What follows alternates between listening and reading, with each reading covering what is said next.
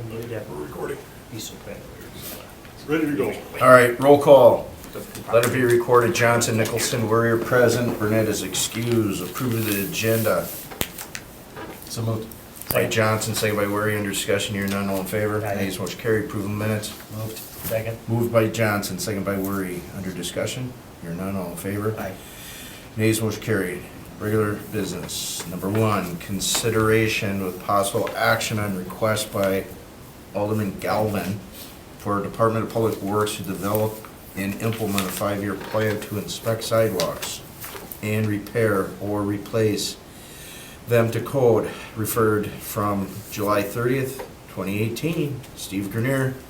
Okay, I handed out to you a memo, and I was talking to the alders before before the meeting started. We're not necessarily expecting action on this tonight. We wanted to get the information in front of you, and there's a lot of information here to digest, so if you feel that this would be potentially an action item at the next INS committee meeting, we would understand that. So basically, the memo identifies that we currently have a complaint-driven program to order the repair or replacement of sidewalk. Alder Galvin asked us to take a look at a 5-year replacement cycle, so in order to complete that task, we had a number of things we had to do. The first thing we had to do was to create an inventory of how much sidewalk we have. Turns out we have a total of just over 2 million lineal feet across the city, which is about 387 miles, if I remember correctly. We then had to estimate what our production rates are for doing the actual inspection. Review construction contracts from recent years to determine when we inspect a lot, what percentage of that sidewalk is found to be needing repair, including the amount that's currently city-funded repairs. And then we talked to other municipalities that have proactive programs to try to estimate what a potential future outlay would be. So, taking a look at our GIS, again, we were able to combine the GIS records and city street length files and determine that there's about 2,001,900 lineal feet of sidewalk existing in the city. Went back and took a look at what it takes, and when somebody goes out to do a sidewalk inspection, they have a generalized sheet that shows sidewalk cakes and a home. So what they do is they'll mark essentially a property line and then the number of sidewalk squares in front of that property, including a corner if it happens to be a corner lot. And then the individual sidewalk squares that are in need of repair are marked out on that sheet, identifying not only the sidewalk squares that need replacement, but whether or not it's tree damage or city funded or property owner funded on there. By the time you factor in the time it takes to physically walk the piece of property, complete the paperwork, including travel time and breaks and things of that nature, it comes out to about 200 lineal feet per hour as a production rate for an individual to do the inspections. That becomes critical once we start talking about how much in a year and how many people it takes to do the inspections. Went back and looked at the last 5 years of sidewalk contracts to determine how much sidewalk that's being inspected is determined to be impacted. What we found is under our contracts, it averages about 32.6% of all walk inspected needs to be fixed, and about 10.4% of the total actually winds up being city tree impacted. We then looked at both Appleton and De Pere to take a look at proactive programs. De Pere because it's similar in age to Green Bay, Appleton because the sidewalk volume is similar in size. De Pere spends about $50,000 to $60,000 annual on the city responsibility sidewalk. So similar to us, they pay for tree damage walk, and they inspect and repair on an 8-year cycle. Appleton has what they call a Green Dot program, which is a proactive program. They spend about $250,000 annually on the Green Dot or proactive program, with an additional $50,000 on complaint-based replacement. They will fund sidewalk repairs until they exhaust their money for the year, and then they shut the program down. Paula states that turns out to about a 22-year cycle to get through the city, and they're on their second cycle right now. So we took those, the findings, and we tried to translate that into what it would look like for Green Bay to achieve a 5-year rotation cycle. In order for us to do that, we'd have to inspect about a little over 400,000 lineal feet per year, so that's about 2,000 man-hours of work, or essentially one full-time equivalent position, just to do nothing but inspect the sidewalk. That's not including observing the repairs. Assuming an overall replacement rate of 32.6% and a city-funded replacement rate. Reason we looked at both, the overall replacement rate sets the size of the contract that a contractor is going to have to complete, and the second is how much what you would have to outlay in cost under current rules. The full project would be about 652,000 square feet per year. Of that amount, a little over 208,000 square feet would be city-funded. These are probably biased high because we operate a complaint-based program, so there's probably a higher probability of damaged walk in front of every property we inspect, as opposed to just picking a street at random. So we then went back and took a look at Appleton's experience, and they're showing a total replacement rate more along the lines of about 17.5%. So much lower than what we expect under our contract, which is not unexpected. Assuming that 32% of the total damage is tree impact, which I would think would be consistent regardless of complaint or not, that would place city-funded in the range of about 5.6% of the total inspected. So with a program of that size on a 5-year rotation, we would be looking at a $2.6 million sidewalk contract, $840,000 of which is city-funded. That far exceeds by probably fourfold any contractor in this area's ability to complete. So we'd be asking the impossible of concrete contractors. It just can't be done. Appleton has told us that even at their size, at $250,000, they're having a tough time getting somebody to bid it and successfully complete it within the course of a year. So rather than look at it on a cycle, we decided to take a look at it on a cost basis. If we did a program that was in the $300,000 to $400,000 a year range, what would that look like and what would that give us for a return on a cycle? Again, taking some of what we found with our program and some of what we found with Appleton's program, what we're seeing is if we left $100,000 for complaint-based, and if you're doing periodic, routinely through the city, you're still going to have complaints come on in the areas that you're not doing that year. So about $100,000 for the routine program and about $300,000 for the forward-looking program. That equates out to about a 15-year cycle. So if the city were looking to move forward with something other than what we have right now, what we would look at is we would target a 15-year cycle for a proactive routine inspection and repair replacement program. It would be capped financially with an initial program value of $300,000 worth of city infrastructure. The city would be partitioned off into similarly sized areas based on sidewalk coverage, so it can't necessarily follow aldermanic districts or anything like that. We'll just simply count up the amount of sidewalk and try to break it into 15 roughly equally sized areas.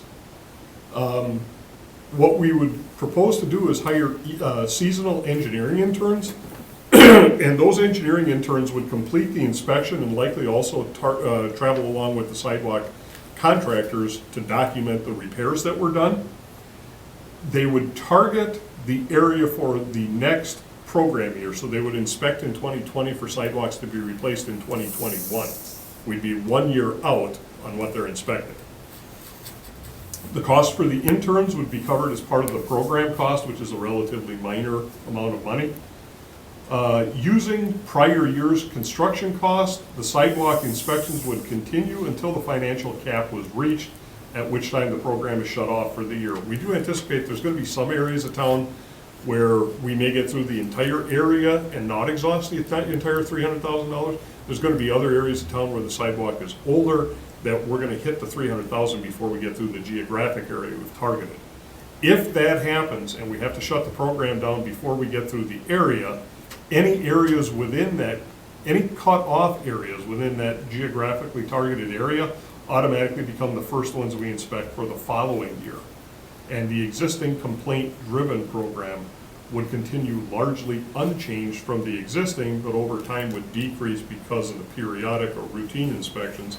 That should knock out a lot of the complaint-driven issues. So again, a lot of information to digest. More than anything, we wanted to get it in front of you and get some initial feedback. If you folks wanted to chew on this and mull it over and take a look at, what you like, what you don't like, potential changes, things of that nature, we'd be open to that as well. The other thing that we do need to keep in mind, I don't have it in here, but it's something that does have some criticality to it. From a financial perspective, if you've been attending the Finance Committee meetings when they've been talking about the 5-year CIP, Bond Council has recommended that we cap our bonding at about an $8 million level for levy-supported bonding. The way things are playing out this year with the budget, $1.8 million worth of equipment replacement is now going to bond, so that we're knocking our bond issue down to about 6.2. Historically, DPW for our annual capital improvement program, we've been in about the $4.8 to $5.1 million range for our existing program. So if we hold that same level, that's really only going to leave $1 million to $1.3 million for everybody else in the city, and we're talking about investing an additional $300,000 out of that 1.3. I don't disagree that this is a necessary thing that we need to do, but we may need to think about program size and where we're going to find the funding, which is again why I'm telling you, if you decide that you need some time to think about this one, I'm with you 100% because I'm all ears.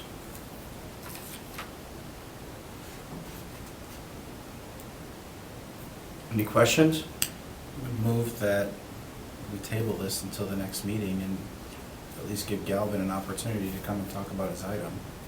And I did have a phone conversation with Galvin about this, so I mean, he's at least aware of it, but we will make, I'll email both of these documents out to all 12 of the council members so that everybody has them.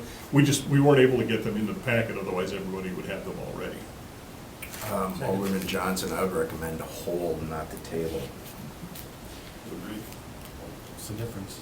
If you table, There's a somebody has to difference. physically take action to take it off of the Got it. table before you can Yeah, discuss got it again. Okay, yeah, then I would hold. Okay. Second. Motion by Johnson to hold, second by Worry for next meeting, Steve? Yes, that'd be fine. And you're gonna talk to Galvin, correct? Yes, sir. Okay. All right, we're under discussion. All in favor? Aye. Nays, motion carried. 2, consideration of possible action on a request by Stoyer to study and report out the feasibility of utilizing the even-odd residential address overnight parking scenario as is done in Milwaukee in order to relieve the parking problems at residences with limited parking spaces referred from the November 5th meeting, Common Council. Any communication with Stoyer? I did. Oh, okay, Yeah. go ahead. Yeah, Mr. Chairman, he's out of town. All right, He said there's no particular rush on this one, so he requested if we could hold it till next meeting. is it okay? Okay. Did a motion? I'll second. Motion by Worry to hold, second by Johnson. Under discussion, hearing none, all in favor? Aye. Nays, motion carried.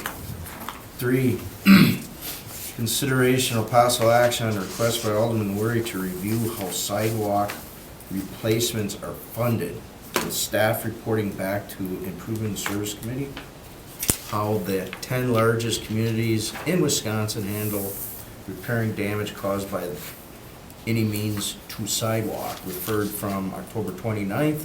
Improvement Services, where you want to start, or Grenier? Well, Alder Weary asked us to take a look into this. So again, what we did is we got some information for you, not necessarily looking for action tonight, because again, there's some information here that I think everybody's gonna wanna chew on a little bit.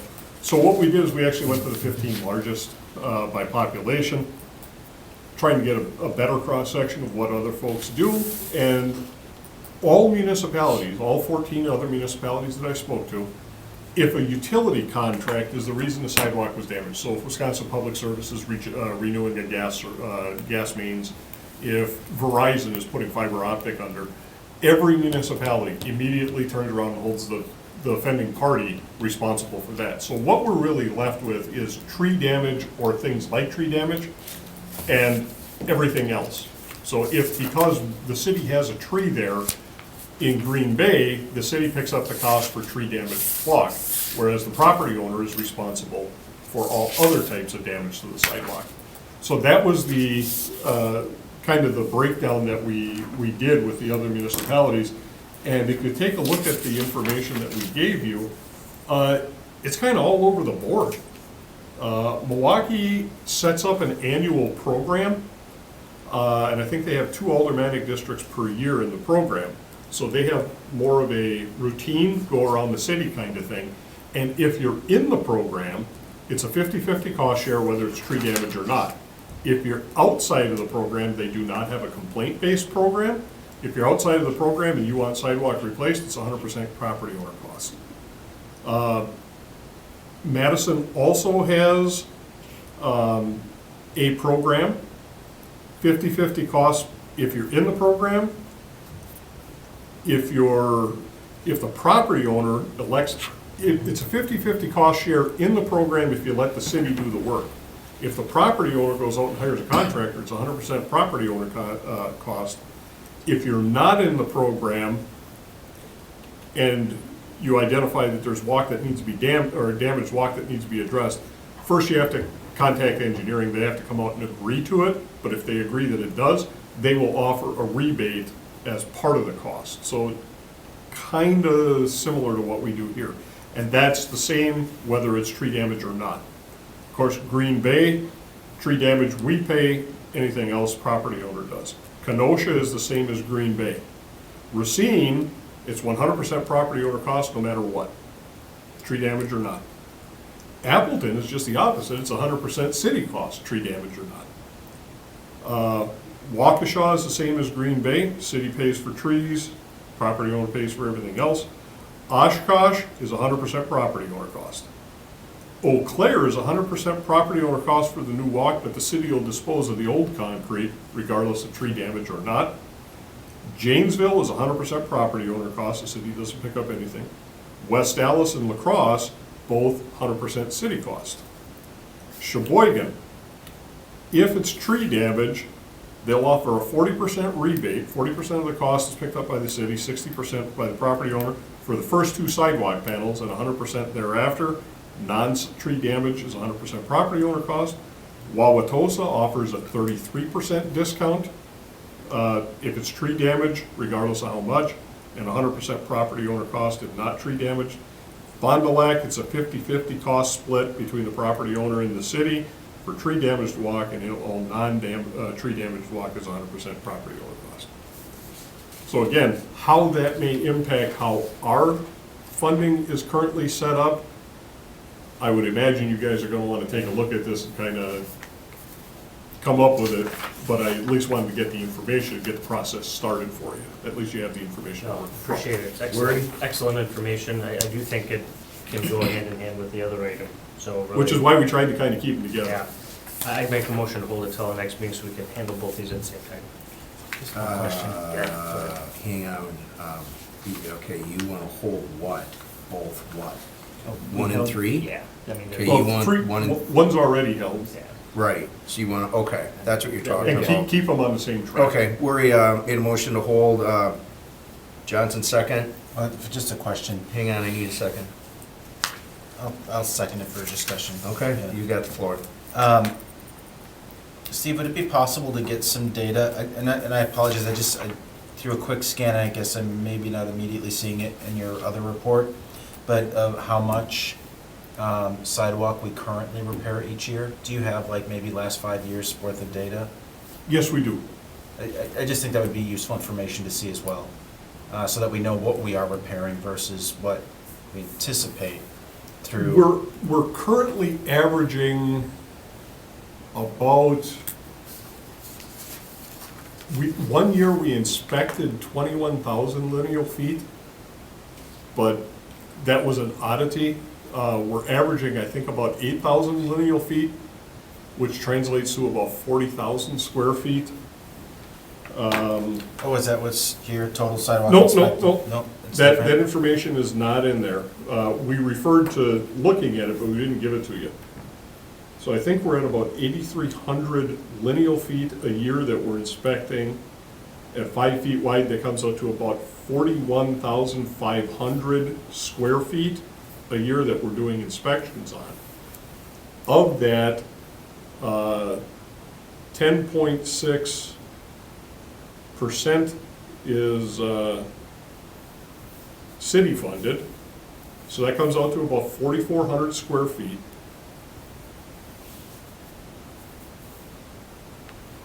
That can't be right. But and I don't need the numbers now, Sure. Steve. If you've got that for the next meeting, that's helpful. We've been letting contracts in now the contract total isn't reflective of city outlay, because more often than not, the contract has both the city funded and the non-city funded, and we invoice the property owners back. But this year's program was a typical program, and I think we're in about the $300,000 range. And with Of that that, program- about 1/3 is city funded, so about $100,000 is city funding and about $200,000 worth of. Would that program take into consideration people who do it on their own? No, but that's a very, very small percentage of people. Okay. It's exceedingly rare that somebody does it without it. They just find, number one, they have a tough time getting a concrete contractor. Number two, when they do get a quote, the quotes typically aren't as low as ours because the volume we're doing. Okay. And then, I mean, how would you say that those numbers compare to looking at a comparable city like Appleton, right? And again, recognizing their program's different, but how would you say their volume compares to ours? Because again, they're on a proactive schedule, we're on a reactive, so if we're going to even have that discussion, it would be nice to see what a comparably sized We're- city does. Yeah, we're in the same neighborhood total expenditure as what they are, and they're on about a 22-year cycle right now. And again, part of ours is city funded, part of is not. Right. They have a little bit more walk than we do. They're up over 400 miles, about 420, I believe, versus the 370, 380 that we have. Okay. So there's some minor differences there. And again, taking all that into account, that's kind of why I took a look at that $300,000 range for the proactive program. Is if we were to look at not bonding too much money for it, but not going to a 22-year cycle. I wanted to cut that cycle down a little bit. So to be honest with you, I was kind of just synthesizing some numbers. And I'm sure in your business, you tend to look at some things and you don't necessarily have an answer in mind when you go in, but as you're looking at it, a number pops into your head and say, let's try this, okay? That's kind of what happened. I'm looking at what Appleton is spending, what their return cycle is, how much they're paying for, how much we would expect to pay for, does the program change or not? And assuming the program didn't change, let's take a look at 350 somewhere in there, and 300,000 came out at a 15-year program cycle. And I thought, if we're gonna make a change in the program, I would think 22 years is probably not acceptable, but 15 might be. And that's kind of how we got to Okay. where I was. Okay, so then, I mean, you had mentioned that contractors wouldn't be able to keep up with this pace. I mean, do you have like a number in your mind in terms of what they could keep up with? I think And is that between purely anecdotal? I mean, $300,000 and $400,000, we're pushing the envelope. We have about a $300,000 program this year, and I don't think we're gonna finish it. Okay. And then just one last thing, and Alderberry, this is completely up to you, but recognizing that these go hand in hand, do we need to keep these as separate items moving forward? Or could we potentially receive, place this on file, and use this data with the initial item? That'd be with fine, Galvin's too. item. I'm fine with that. yeah. Okay, just to condense them and then, yeah. We just make a motion to merge this item with number one and bring back and, We could, the only issue with that is both items we then put it together and we're gonna wind up with something that's rather wordy. I mean, are you because looking? really there's no, this is more informational to be used later, which should be in here. Well, So we can receive and place on file. and just- Potentially, it could change how we Yeah. fund sidewalks, which is Yeah. why I wanted to keep it separate. But if that potential change is something that could be addressed under Galvin's communication, I'm okay with that. I don't want you to lose your communication either. Well, I think that's fine. Yeah, it's up to you. I mean, I would use this info when making a decision, That's- so. I'll just make a motion to receive and place on file with the caveat that this information be included with the prior agenda item. Okay, second? Okay, Worry has a motion, second by Johnson, our discussion. All in favor? Aye. Nays motion carried. Okay, for consideration, possible action, review and approval of 2020 stormwater utility rates. Steve Grenier. Okay, well, this one is pretty straightforward because we took care of most of it at the budget hearing last week. With the expenses that are incurred by the stormwater utility, the rate is simply taking the expenditures divided by the number of ERUs, and that comes out to $1 per ERU. So these numbers came directly out of the budget as adopted. So total expenditures are $9,430,720. We do anticipate applying interest revenue. As that money comes in during the course of the year, Diana takes and shoves that into a segregated account, and the interest that's generated off of that, we get to apply back against, for essentially applied surplus, if you want to think of it that way, to help keep the cost down. This past year, it generated about $75,000. So it's not chump change. We do want to recognize that and take that into account with keeping the rates low. So we subtracted the 75,000 off. That's us out at $9,355,720, divided by 79,250 ERUs. That brings the ERU charge per year to $118.05, or $9.84 per month.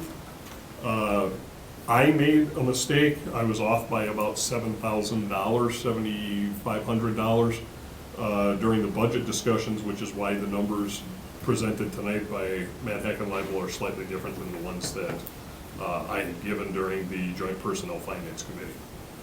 So we are talking about going from $92.12 per ERU this past year in 2019, up to $118.05. Any questions? And Johnson.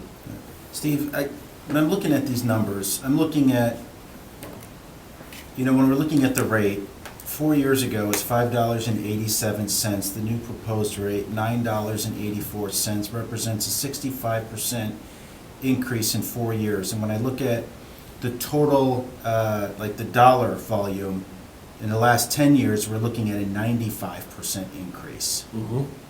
Can you, other than the transfer of the forestry department this year, what other things have contributed to such a steep increase?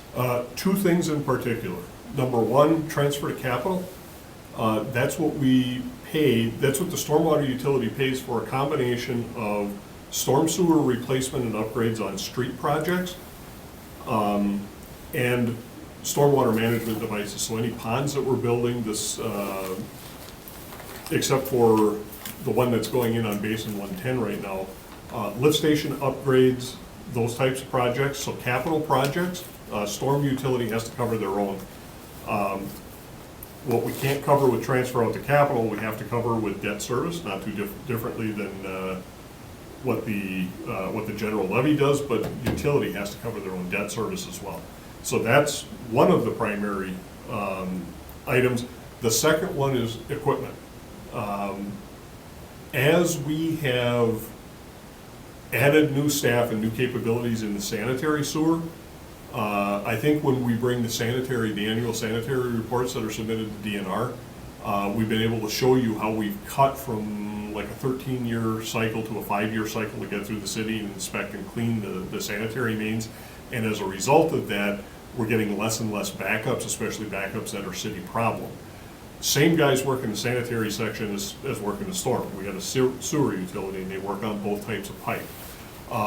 Those folks have continued to take the lessons they've learned on the sanitary side, and they are now applying that to the storm side, because storm has been largely ignored over the years. What we're finding is a lot of our storm sewers that are surcharged, that hold water on a regular basis, they're underwater, they're working as long linear detention basins, and they're sedimenting in on the bottom. So we're having to go in and do more proactive maintenance on those pipes to get them cleaned out, so they've got the capacity to take the stormwater inflow when the storms come. In order to do that, we've had to buy some equipment, and the combination truck that we bought this year that's used by both sanitary and storm, I think that was $1 million piece of equipment in and of itself. So that cost is apportioned both between the sanitary and storm. So the equipment upgrades, equipment replacement, and then the investment in bricks and mortar infrastructure are the primary reasons that both of these have gone up. Especially on the stormwater management side of things, so ponds and proprietary devices and things like that. When we started doing work, roughly 2002 through about 2009, the city had contracted with a consultant, and they went around and did a master plan for the city and looked at where we could implement stormwater management devices. A lot of that low-hanging fruit was gone by 2009, 2010. So now we're having to buy properties which are prime development sites, and sometimes the developers are charging us premium costs just to get our hands on the property so we can put a pond on there. And wearing my city hat, I find fault with that, but wearing my capitalist hat, I understand where they're coming from.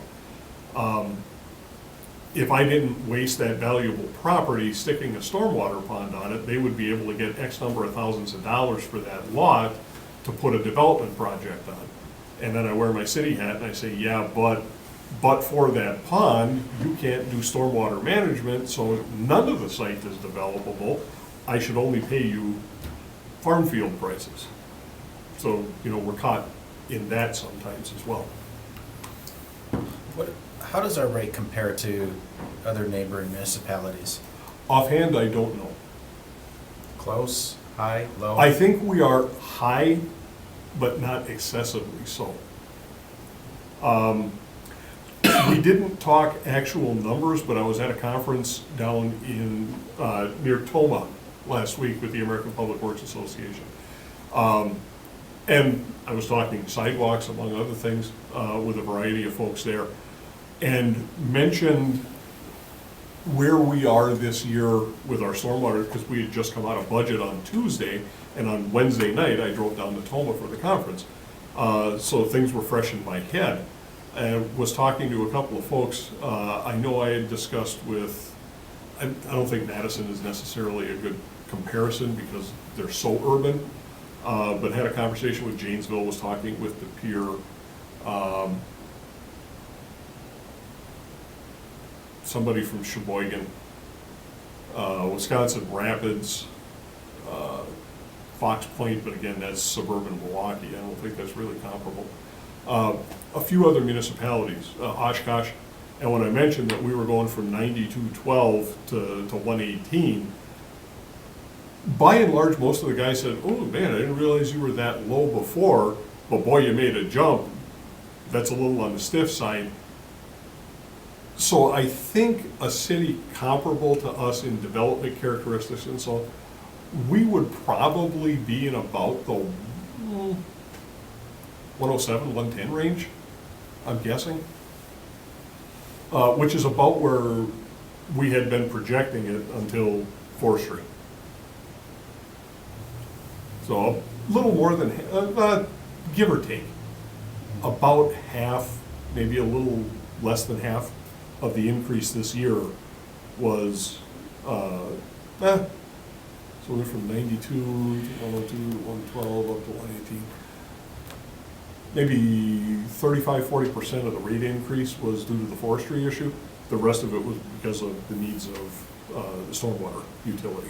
Do you have, and I understand you don't have it now, I mean, but we're gonna take action on this today, this goes to full council, right? Yes. Do you have the rates for nearby municipalities in your office somewhere? No, I don't. We would have to reach out and, Okay, so they're not published somewhere where they're easily accessible? not to the best of my knowledge, Okay. unless other municipalities have it in their budget books as well. Sure, all right, I'm good, thank you.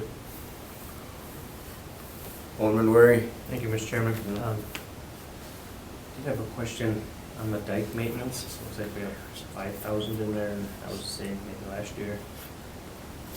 Is there a program right now where we're systematically inspecting and repairing the dike, or is this what that's used for? Dike maintenance?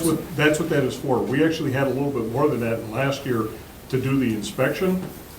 So this is to continue the inspection. Okay. If it turns into an actual repair project, then we'll take that out of Okay. capital. Yeah, the guys, staff has been working with East Shore Neighborhood Association and things like that. We understand how concerned they are. Is there a lot of damage? Have you found that? More so due to ice shove, which considering last winter wasn't. We did find some issues where neighbors had modified the dike over time. So simply mentioning, hey, not so good, you weren't supposed to do that, put it back the way it was, and we're getting more voluntary complaints, more so than I thought we would. And then some of it is due to trees growing through the dike, so we've got a future project to go out there and eliminate the trees. We're gonna cut the trees down so they don't continue to grow. We're not so sure what we're gonna do with the root system that's already in the dike. We may do more damage by trying to dig it out. Instead, let the tree roots decompose, settle back down, and then infill over time in the future. May be the better way to go. But we're still evaluating that as well. But yeah, the maintenance, it's more dike inspection than maintenance. Because I was just wondering, it's a little number, if there's Yeah, actually. no, the actual Okay. maintenance would come out of capital projects. And that was my next question, and you had kind of mentioned it, the capital projects. Just like in 2016, it was 1.4 million, and next year would be 3.1. That's more than double. Yep. Other that many, like you mentioned. Well, we're anticipating the 106 lift station's gonna go Okay. well over $1 million in Okay, and of that- itself. That would be. Yep. okay.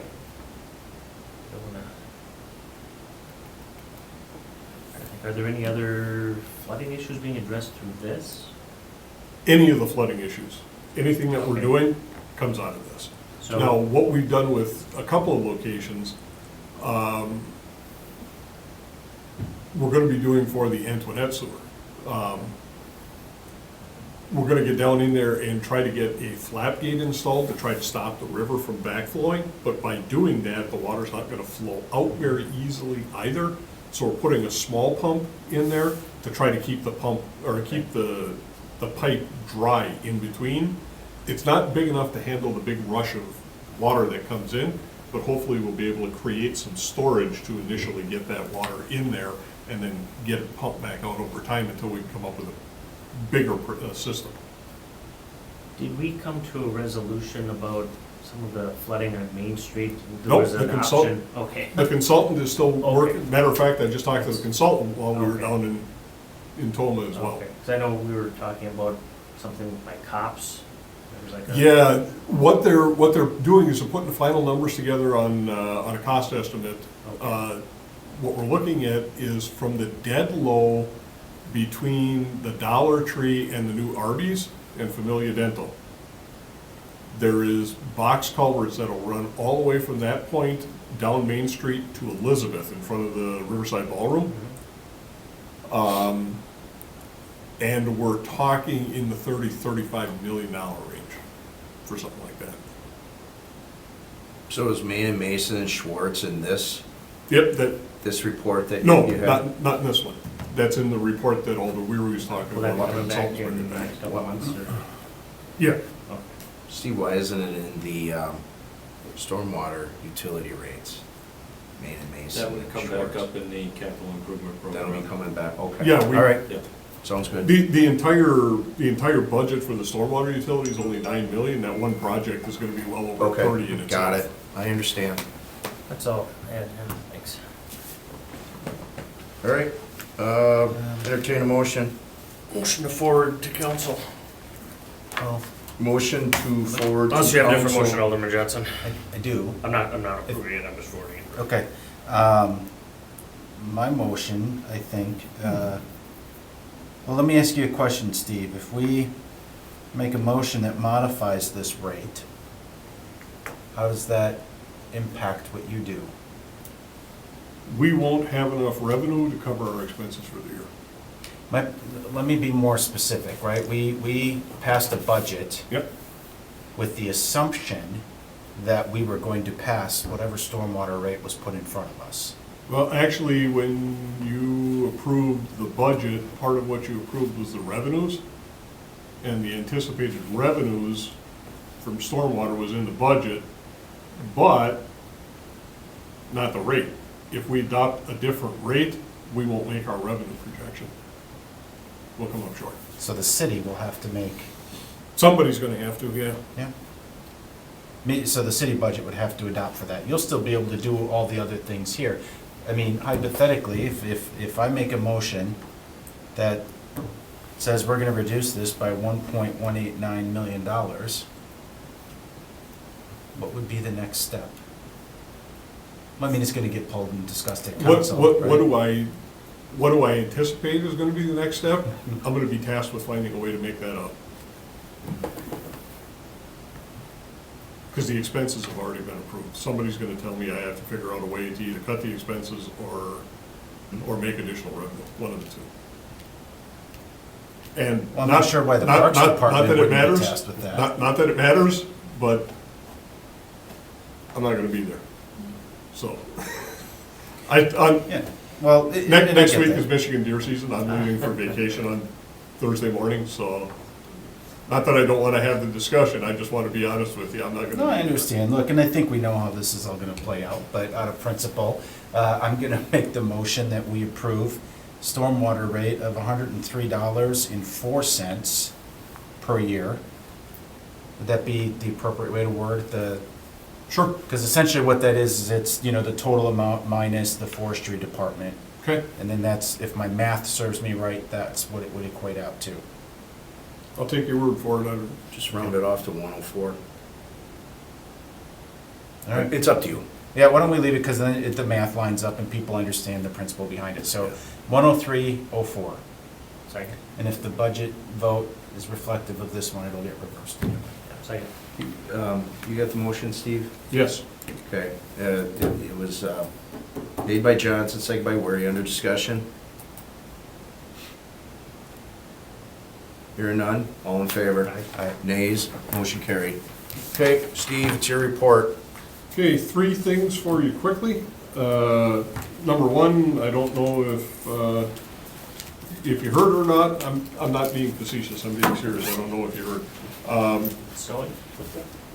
That Webster's open. So I can go there right now. you can drive north, well, you can't get between Main Street and University, but Oh, from okay. University all the way out to All right. Madison's open. All right. $13.3 million project that's been on the books since But the 2005. feds paid for that, didn't they, Feds Steve? paid 4.9 of it, Oh, 4.9 out of 13.3. okay, well, it's up about a third or so. So, happy to have that one done. Oh, With the early snow, we had to make a decision, and the decision was just made this morning. We had to pull the fleet in, we've got them converted. Staff has assured me that by 7 AM, I will have my Sweet 16 ready to roll. But we had to pull the fleet in, and get them ready to start plowing. We're anticipating to get 3 inches tomorrow, which 2 is our cutoff for plowing. This effectively ends our leaf collection for the year. We're not happy about it, but we gotta do what we can. Talk to staff, although the trucks are converted, we have the ability with the tractors and the old garbage trucks, the old rear loaders, we call them pans because they got the pan that lifts down. Time, weather, staff availability, equipment related, everything's dependent. But if things allow us to do it, we're gonna continue to pick away on the piles that are out there. So we're not completely abandoning it, but we can't make any guarantees that we're gonna get any further than we've gotten already. We start over on Venus Drive, 800 block. We, Let's start with something that rhymes with great, like eight. Eight. I gotta have some benefit out of this job. You get lots of phone calls, how's that? Do we have any of those elephant ones left, those kind of vacuum ones? those actually become the least effective, because once the Okay. leaves get frozen, then they don't, Yeah. you don't suck anything up, and they're bonded to everything underneath, so. The tractors and the pans become the best thing that we have. The weather's also caused some issues on our outstanding contracts. The weather we had earlier in the year, especially through late July and through the month of August, has pushed the utility contracts back. The utility contractors are the ones who got delayed because of the weather. That pushed them, their completion, into what normally would have been our paving window. On a normal year, when we have warm weather into the second, third week of December, it's not such a big deal, but with, before Thanksgiving, or before Halloween, we had our first snow. The asphalt plants are shutting early, we've got frozen subgrade, we can't pave on frozen material. It'll jeopardize the quality of the road, so paving contractors are shutting down early. Staff is working to get things buttoned up, but on some of the asphalt streets we have out there, we may have to get the first lift down, ramp up on the edges and around the manholes, and hold on until spring to finish the surface list to get the quality product and make the asphalt last. So just in case you see that, the staff is working with the paving contractors to try to get paved out if we can, but if the weather doesn't cooperate, it's gonna cause us to have prematurely failing asphalt. We'll simply get the binder down, we'll ramp everything up, and hold on until spring. So we just want you guys to know what's going on. All right, no. That's the end of my Okay, direction. motion to adjourn. Well, under informational, it shows November 27th, but Alder Nicholson and I were talking about that at the county board meeting. That's actually the day before Thanksgiving. Yeah, yeah. And I don't think we have anything that's really gonna be time sensitive. So I made the recommendation to Alderman Nicholson that our next scheduled meeting would be December 11th. Sounds good to me. That's good input. So adjourned. Motion to adjourn by Worry, second by Johnson, under discussion, here none, all in favor, nays, motion carried. We're adjourned. That was yours, in case you wanted. Yeah, we need scrap paper.